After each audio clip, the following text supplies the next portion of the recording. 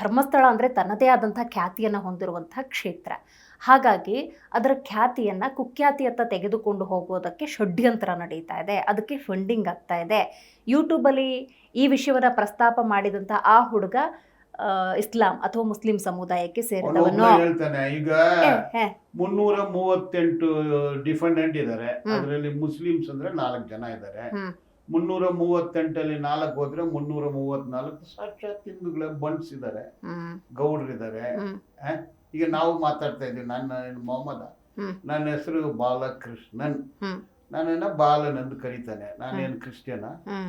But communist ಅಂತ ಹೇಳ್ಬೋದು, ನಾನು ಕಮ್ಯುನಿಸ್ಟ್. ಎಸ್, ಎಲ್ಲರೂ ಚೆನ್ನಾಗಿ ಬದುಕಬೇಕು, ಅದಕ್ಕೆ ನಾನು ಕಮ್ಯುನಿಸ್ಟು. ಅದಕ್ಕೆ 4 ಗಂಟೆಗೆ ಸ್ಕೂಟರ್ ತಗೊಂಡು ಬೀದಿಯಾಗಿ ಹೋಗಿ ಫೈಟ್ ಮಾಡ್ತೀವಿ. ಇವತ್ತು ಒಂದು ಒಳ್ಳೆ ಸೆಟಲ್ಮೆಂಟ್ ಮಾಡ್ಕೊಂಡು ಬಂದಿದ್ದೀನಿ. ಸೊ ಕಮ್ಯುನಿಸ್ಟ್ ನಾನೇನು ಕೆಟ್ಟವನ್ನ ಯಾರ ಹತ್ರ ದುಡ್ಡು ತಗೊಂಡಿದ್ದೀನ?